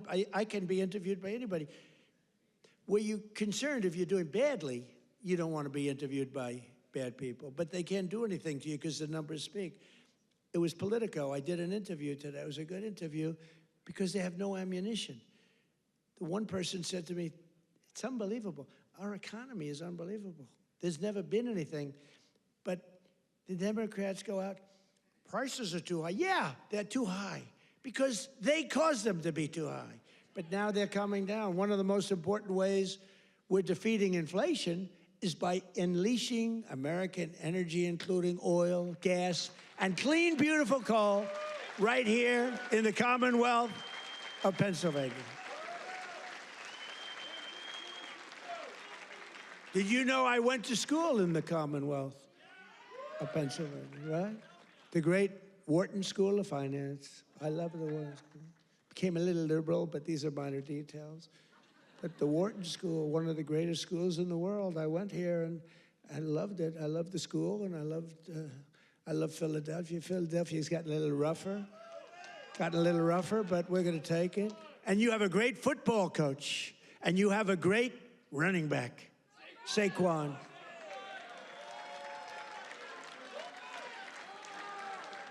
You know, I got to know Saquon a little bit, and my hand will never be the same. I patted him on the back. I said, Saquon, let's go. You're my partner today. Let's go win. Because it was like I hit a piece of steel. said, what the hell is with you, Saquon? That's pretty, he's good. But he's a better football player than he is a golfer, trust me. He's so strong. He's those muscles. He's just, but his football is great. His golf will be very good. Very good. But we won. We won our match. And you do have a great coach. I was with you, Coach. I got a little streak going here, but that'll change. But he's a great coach. Well, you won the whole deal, right? I got to know him last year when he came to the White House, and I said, this guy's he's a real leader. The players loved him. And you had some players that are just, really just fantastic guys. But you have a good football team. It's really good to watch. But for 4 long years, Biden and the Democrats tried to endlessly kill Pennsylvania energy jobs. They worked so hard to kill the jobs. They wanted wind all over the place, Let's go buy those windmills for millions of dollars each from China. Every time it goes around, you lose $15. Did you know that? That's on average. You're supposed to make money with energy. You're not supposed to lose money with energy. And everybody that's doing wind is in virtual bankruptcy right now. If you look at UK, I told the prime, he's a nice man, Starmer, Prime Minister. I said, you have a great energy source in the North Sea. Use it, or you're not going to be in office very long. Their energy prices, they're putting wind all over Scotland, all over the most beautiful fields in the world, Scotland. All over beautiful. Oh, we have some Scottish people here. Where the hell did you come from? We have Scottish people. But they're putting wind all over Scotland. The people are not thrilled with it. And it's costing them a fortune. They have the most expensive energy. And I said, I'm going to do you a favor. You could be there for a long time. Open up the North Sea oil. One of the greatest oil. And, they like to say, well, it's very well depleted. No. It's good for another 500 years, and they haven't even found most of it yet. And if you look at Norway, they have a section of the North Sea, which in theory isn't as vibrant, and it's a very rich country. They have a tremendous worth because of the North Sea. But UK has to, if they don't go back to oil, I think a lot of bad things are happening to Europe. That their immigration policies are so bad.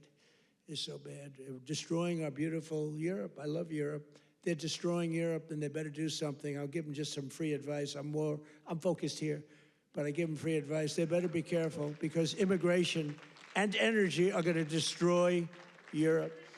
On day one, I ended the war on Pennsylvania energy. I just terminated something that was insane, and we all love Elon. Elon was up here campaigning, right? But I said, Elon, I think electric cars are great, but not everybody wants an electric car. And I ended the insane electric vehicle mandate where everybody was supposed to have an electric car by the year like 2030 or some ridiculous year like that. It's just not going to be that way. I don't think it'll be some like hybrids, some kind of like gasoline powered. I mean, the nice thing about gasoline is we have 2,000 years worth of we have more gasoline, we have more oil and gas than any country anywhere in the world. Is that right? And they want us to go to batteries. Let's go to batteries. We don't have battery content. So let's go to batteries, according to these morons that were in our country. Let's not use oil and gas, which we have more than any country in the world. Let's go to batteries. Well, we have to go to the Congo and get it from China. But I actually stopped the war with Congo and Rwanda, and they said to me, please, please, we would love you to come and take our minerals, which we'll do. But I stopped the Green New Scam. It's a total scam. And, we had, they used to call it global warming. Then they called it 15 other things, and none of them worked. So they came up with climate change, remember? Climate change. Because you can't go wrong with climate change if it goes up. Remember, global warming, and then the temperature started going down like a rock. Remember? We had global warming, and they sent that big, beautiful ship with all scientists on it, and it went into deepest Alaska. It went up through the ice. And the global warming, it was getting so warm. Except, unfortunately, they had a bad few weeks. It got so cold that the ice just crushed the ship. We had to take those poor bastards out by helicopter. The scientists, they said, one guy was petrified of helicopter. He said, I have a choice, go down in the ice with the ship or go in a helicopter. He chose the helicopter. He made it. But we have a very simple policy, right, Chris? Drill, baby, drill. We have a simple policy. And natural gas production is booming. Coal mining is up by 2.4 million tons a month.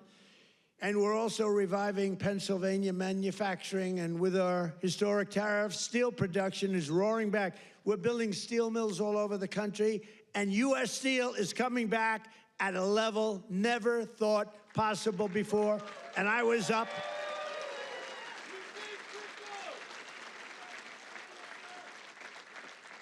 And I was up here and with the workers and with Selena. Do you know Selena?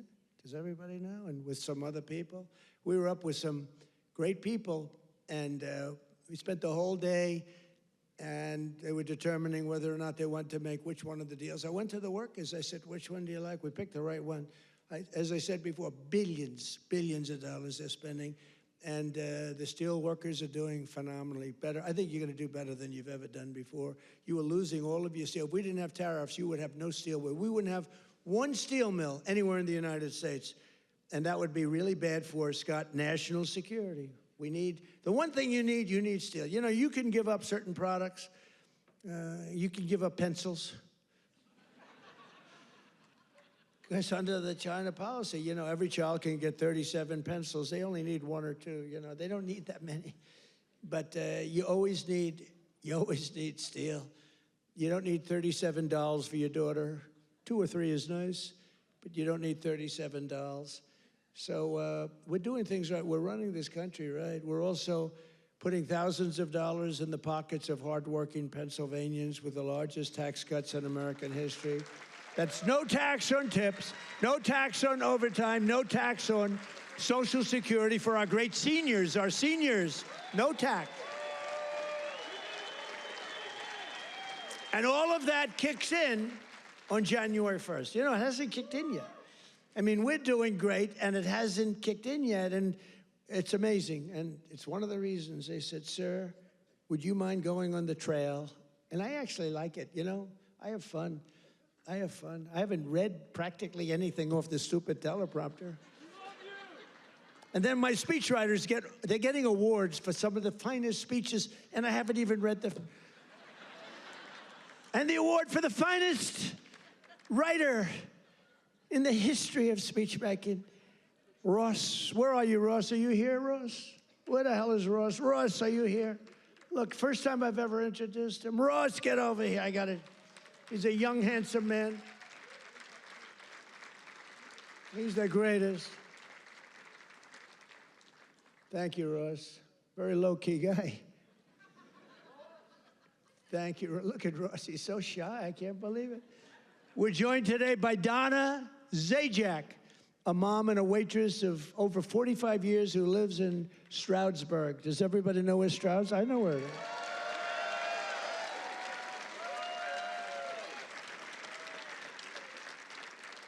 Because of no tax on tips, Donna estimates she will keep hundreds of additional dollars every single month, and she'll put all of that money toward her daughter's dream of becoming a veterinarian. That's a good, right? A good thing.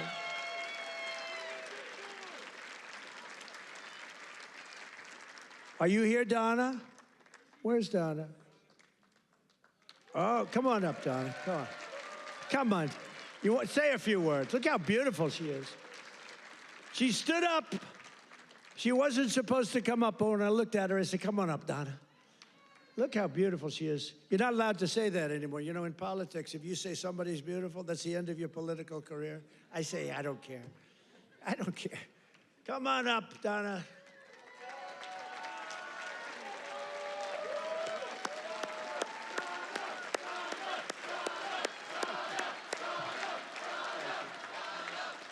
Oh, so happy to meet you. Say a few words. me say? Yeah, just say whatever. This is always dangerous. Thank you, Trump. Thank you to President Trump for having me. This is like my sister dream, but I love you too. My sister Ann loved you too. But yes, with that money, that would help me with my daughter's tuition. She has It's gonna make it great. make it a lot easier. Big difference, For right? sure. Yeah. We love it. Thank you. Thank you.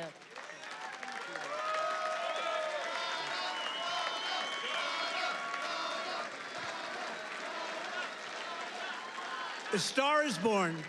That's all I say. A star is born. Is your sister here? Is your sister here, Donna?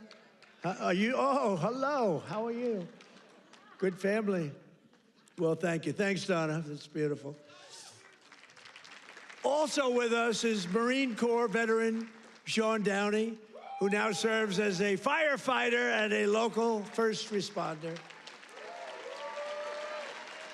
Sean worked over 400 hours of overtime. That's a lot.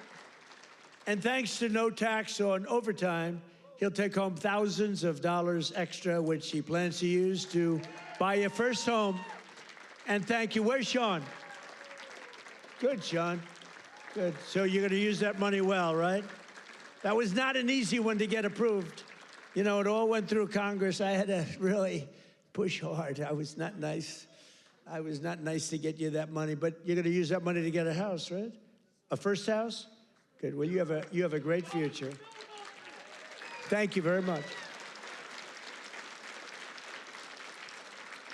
And here as well is Megan Hemhauser from Cresco, Pennsylvania. Megan's husband works 10 to 15 hours of overtime a week operating heavy equipment while she bartends and waits tables at night and homeschools her two children during the day, getting more and more prevalent. Homeschooling getting more and more, it's happening. That's okay, it's good. But thanks to no tax on tips and no tax on overtime, more than a quarter of their income will be tax-free. Megan, do you want to come up? Come on, Megan. Come on up.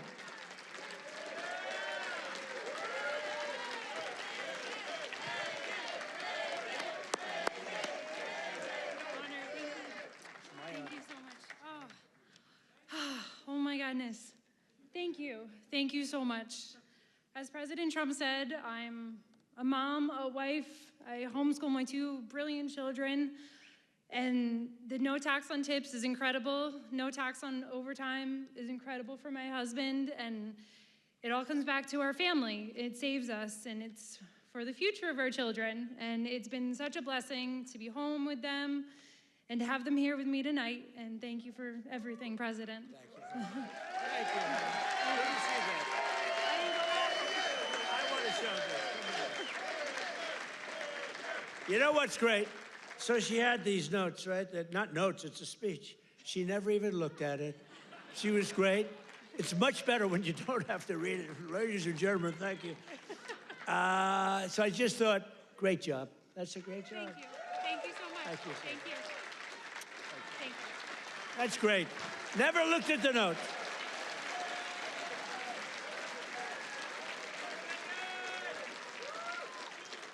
She never looked at those notes. That's pretty cool. I have a lot of professionals sitting right here. They'll get up and read a speech.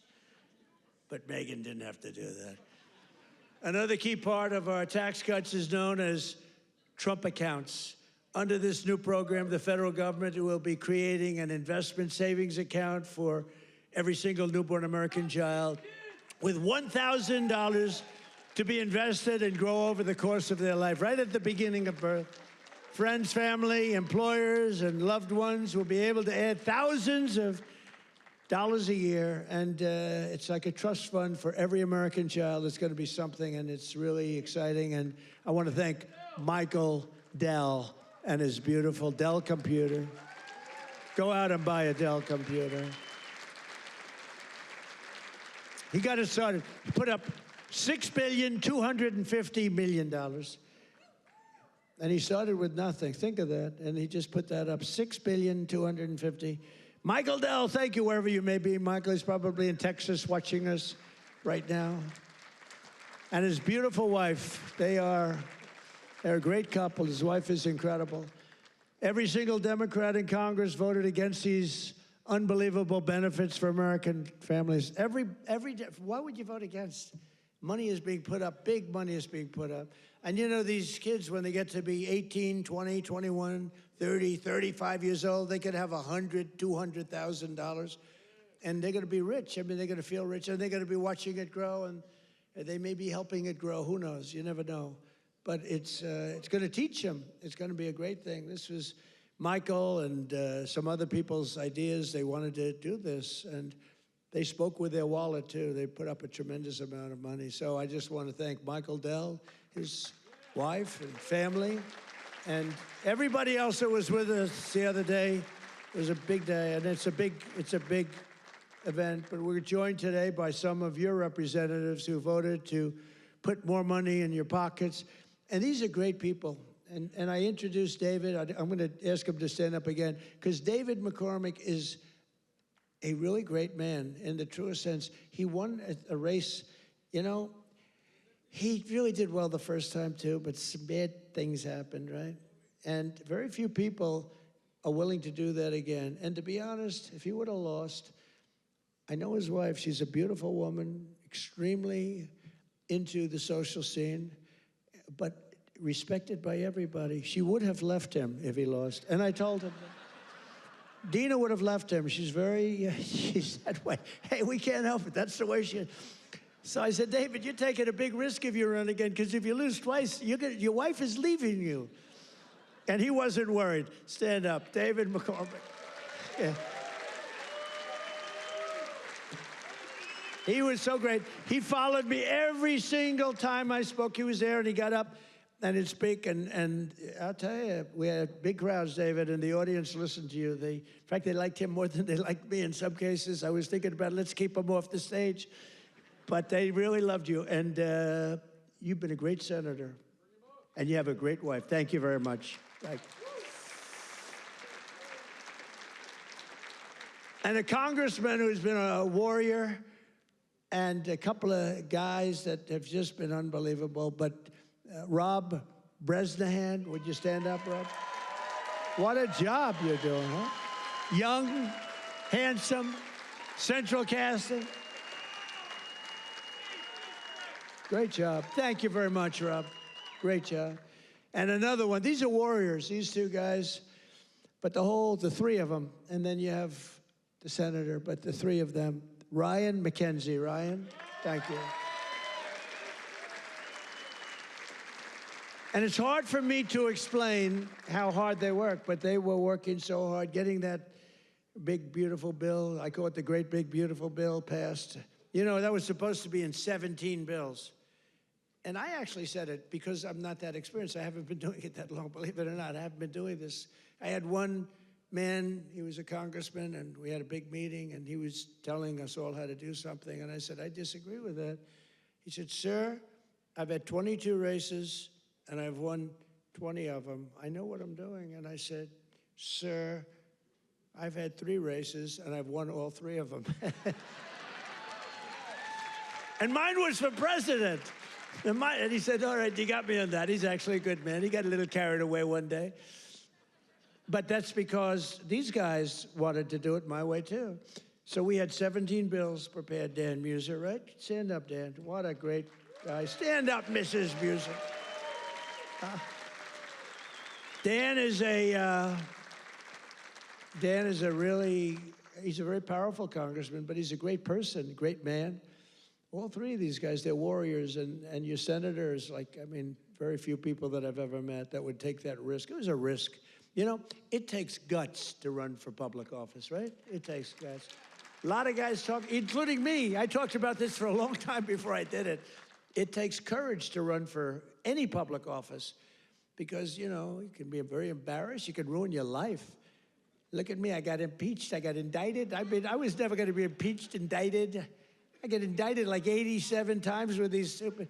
See, they should have indicted me once. They would have had a better chance. With all of the... I used to get up. It was very important. I'd get up and say, here we go again. Ladies and gentlemen, I got indicted again. And nobody believed the whole thing. And then I'd explain it, and it turned out to be a hoax. I mean, it was a total hoax. They're very, very bad, very, very bad people. But Dan Muser has been a great congressman. He was thinking about running for governor. I think you would have won if you ran, but you know, in a selfish way, I like you in Washington even better. So I want to thank you very much. Great job. Thank you. That's even more important. Thank you very much. And thanks as well to Secretary of the Treasury, Scott Bessent, and Secretary of Energy, Chris Wright. You guys have been great. Thank you. I introduced them, but I want to introduce, because they have been so good. A major factor that fueled inflation under Biden was the invasion of 25 million people. Think of this, 25 million people came into our country totally unchecked and unvetted, mostly across our southern border. 10 months ago, we inherited the worst border in the history of the world, and now we have the strongest border in the history of our country. We've never had a border this strong. And people don't talk about it. You notice they don't talk about it. When I was running, it was the biggest thing. And before I was running, that's all they talked about, the border, the border, the border. And now I fixed it. Nobody wants to talk about it. Even my people, they say, sir, don't put it in your speech. Why? Because nobody cares about the border.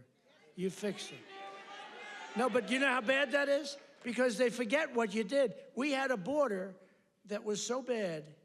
Everybody, criminals, everybody pouring into our country. Anybody. You know, the Congo, I just settled that war. The Congo, their entire prison population was set into our country.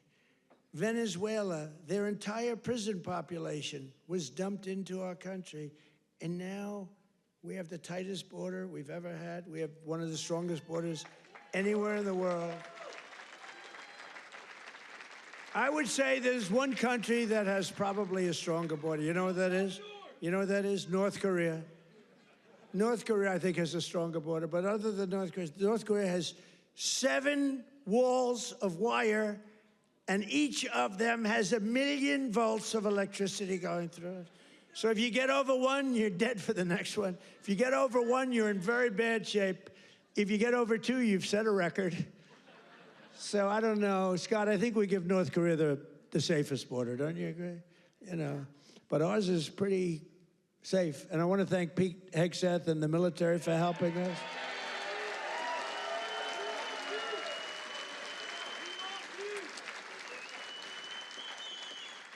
And again, for 7 months in a row, we've had 0 illegal aliens that have been admitted to the United States, and nobody. Do you remember when Biden said, I need legislation to do that? And I said, no, all you need is a new president.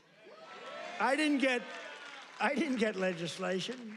Scott, did I get legislation? I said, close the freaking border right now. And they did it. Because our Border Patrol is incredible.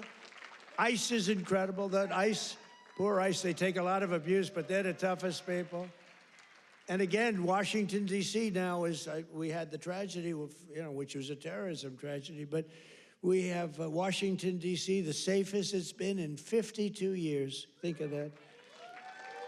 And a year ago, you couldn't walk down a street in Washington, our nation's capital, and now restaurants are booming, restaurants are opening. The restaurants were all closing, now the restaurants are opening. You can't get into a restaurant in Washington, D.C. Biden and the radical left Democrats turned Pennsylvania into a dumping ground for hundreds of thousands of migrants from the most dysfunctional places on earth, like Somalia, and gave them billions and billions of your taxpayer dollars. But we didn't really give it. It was stolen. And those people should go to jail. Jail. And if they don't go to jail, Scott Bessent is toast. He's toast. I'll tell you, that could be the easiest case. I think it's too easy for you. Just give it to your assistants. They can do that case. These people are crooks. They don't work. 91% unemployment, okay? It's a scam, and it's headed up by the crooked Congresswoman. Whatever happened to her brother, by the way? Is he still around? Where is he? Yeah, he went low. He went low. He's not happy. Would you look into him too, Scott? Would you find out the brother, please? She said, how dare you say that about me? It's discrimination. Let me tell you, black people love Trump. I got the biggest vote. I got the biggest vote with black people. They know a scam better than anybody. They know what it is to be scammed. Thank you, man. Thank you. I appreciate it. We did great. Thank you. I like this guy. Thank you. We got a tremendous black vote. We got a tremendous Hispanic vote. We got a tremendous, because we speak the truth. They get it. Everybody gets it. Everybody, pretty much everybody gets it. And they know we're the real deal. Our country's become so strong in such a 10 months. Think of it. It's not even a year. It's like, if we keep going like this, I don't know if we can do that. But if we keep going like this, there'll be nothing ever in history like it. Already, they are saying better than Lincoln, better than Washington, better than anybody. The best 10 months ever in the history of the presidency. And for the first time in 50 years, we now have reverse migration, which means more jobs, better wages, and higher income for American citizens, not for illegal aliens. And you know what? We all have a heart. We want to take care of people. But these people are getting killed on the walk up. They're dying. They're dying. They have to go through jungles. We don't realize this. They are going through areas that are not it's not possible to get through some of the areas. They're going through jungles down in the Central America, South America, some of these areas with snakes, with crocodiles and alligators. They're getting just eaten alive, and they're getting beat up by some of the bad people. Women are being raped. Remember when I started, I said we're going to stop the raping and women in those caravans, a name conceived of by me, because it's a caravan, thousands of people, 10, 15, 20,000 people coming up. The women in those caravans are being raped in unprecedented numbers by other people in the caravans. By them not coming, they're not even trying to come now because they know they can't get through. We're doing a tremendous service because they're not being killed and they're not being raped and they're staying back in their country where they've been. And they've been taken care of. I've also announced a permanent pause on third world migration, including from hellholes like Afghanistan, Haiti, Somalia, and many other countries.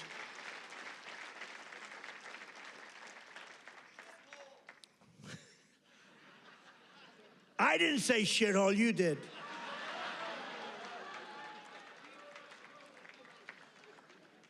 Remember I said that to the senators, they came in? The Democrats. They wanted to be bipartisan. So they came in and they said, this is totally off the record. Nothing mentioned here. We want to be honest because our country was going to hell. And we had a meeting. And I say, why is it we only take people from shithole countries, right? Why can't we have some people from Norway, Sweden, just a few? Let us have a few. From Denmark. Do you mind sending us a few people? Send us some nice people. Do you mind? But we always take people from Somalia, places that are a disaster, right? Filthy, dirty, disgusting, ridden with crime. The only thing they're good at is going after ships. But they don't go after our ships. You know why? Because that same missile that knocks the crap out of them, that with the drug dealers from Venezuela and others.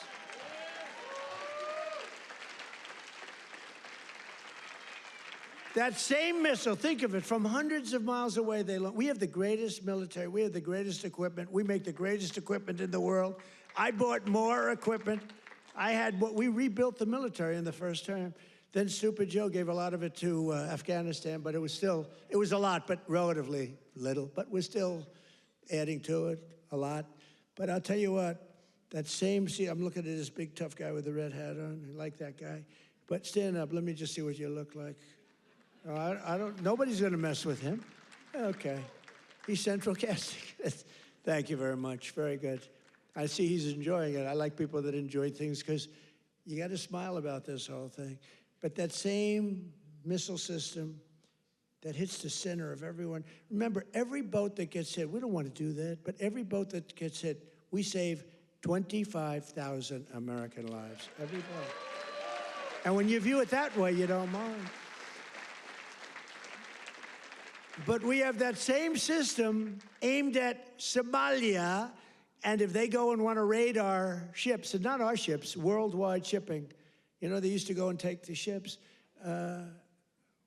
When one or two of them get hit, they say, we'll pass. So we've cut down drugs, 94% coming in from sea. 94, right? 94%, Muser. 94%, Muser. That's pretty good. We're trying to figure out who the hell are the other 6%. They're finding it very hard to get people to navigate those waters. The problem is nobody wants to go fishing anymore either. They don't want to get in boats. They don't want anything to do with boats. I think we've destroyed the boat market. Other than that, it's been very effective. We've cut it down 96%. Think of that. And now we're going to do land, because the land is much easier, and it's even more prevalent. If you don't share our values, contribute to our economy, and assimilate into our society, then we don't want you in our country. We don't want you.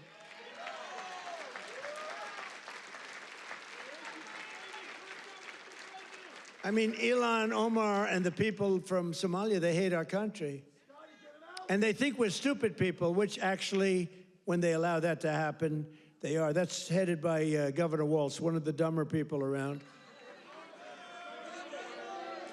No, but think of it. He's given not like peanuts, billions. These are people that don't work in their own country. Their own country's a failure. They have no money there. And yet they come into our country and steal tens of billions of dollars. How stupid are we to allow that to happen?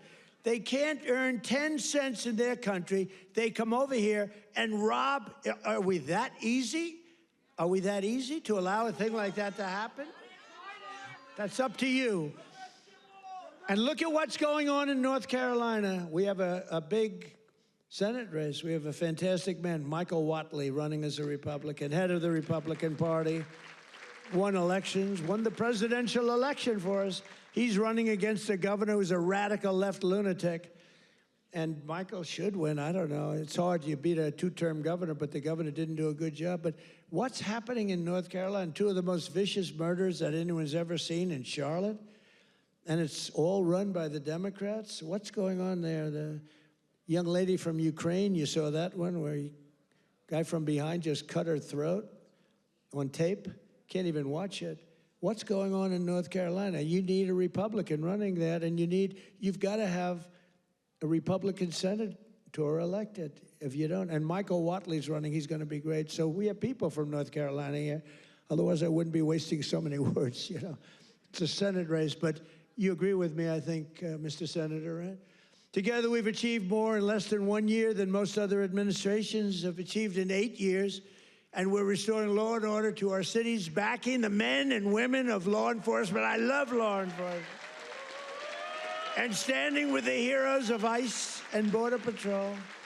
We've ended political correctness in our military. We've renamed the Department of Defense into the Department of War. I said to Pete, you know, Pete's a tough cookie, and I said to Pete, I used to do interviews with him, and all he wanted to talk about was the military. I said, this guy's great, smart guy, great education, great everything. The press gave him a hard time, real hard time, but he's really proven to be very, very good, very, very strong. Young, strong, smart. We have Raisin Cain, the great general who knocked out ISIS for us in 4 weeks. Raisin Cain, they said it was going to take, right? They said it was going to take 5 years, sir, or sir, it'll take 5 years. He said, sir, I can do it in 4 weeks. Did it in 3 weeks, knocked out ISIS. He did a hell of a job in knocking out the Iran nuclear capability. We knocked out the Iran nuclear capability. Now compare that to Jimmy Carter, the Democrats. Well, he was a nice man, but he was. But we don't really want a nice man. You want to have somebody that's capable. You know, they were talking about Greg Gutfeld. He's a very good guy. Greg Gutfeld, very good.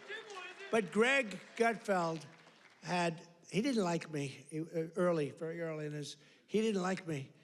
I don't know, he just didn't like me. And it was all right, but, you know, figured it's okay, I'll live with it. Then all of a sudden he started saying, you know, I don't like this guy, but everything he says, he gets it done. And you know, then he went on a couple of months later, and he started going like, I'm starting to like that guy better. Every damn thing he says, he gets it done, and it's all really good, common sense, tough stuff. I've never seen anything like it. Everything he says, he gets done.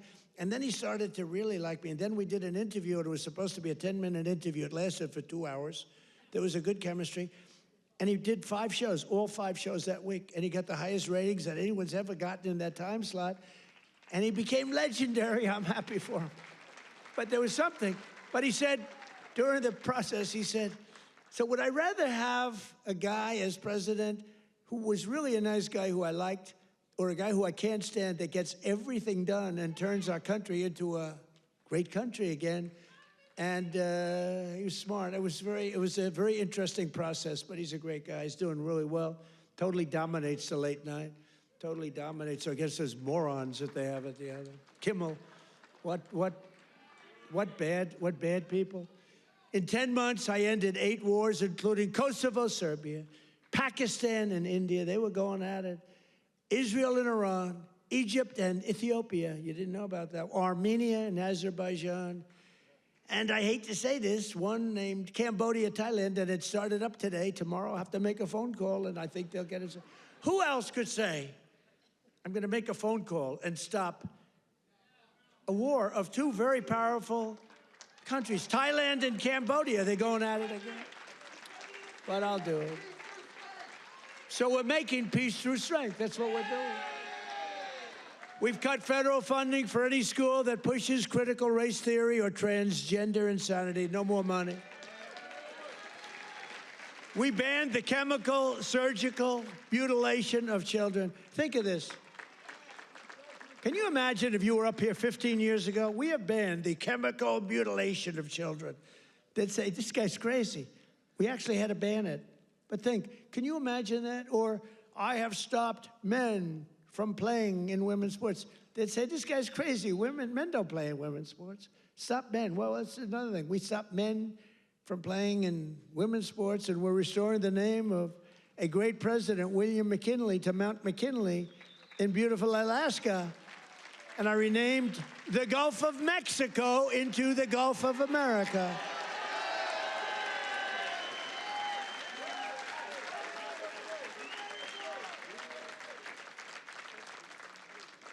So in conclusion, from the shipyards of Philadelphia to the steel mills of Pittsburgh, these are great places. Maybe some of you don't even realize it, you know. You get used to it a little bit too much sometimes, but these are great places. From the union halls of Scranton to the kitchen tables of millions of Pennsylvania families, we're bringing prosperity and pride surging back to this magnificent Commonwealth. We're bringing it surging back. You're hot. Our country's hot, and you're hot. Together, we're repairing 4 years of disaster by the radical left Democrats in Congress and by the worst president in the history of our country. He is. I mean, it's not a question about that. He's just the worst president in the history of our country. The damage thank you very much. The damage he's done to our country is something we can never forget. After just 10 months, our border is secure, our spirit is restored, inflation is stopped, wages are up, prices are down, our nation is strong, America is respected again, and the United States is back.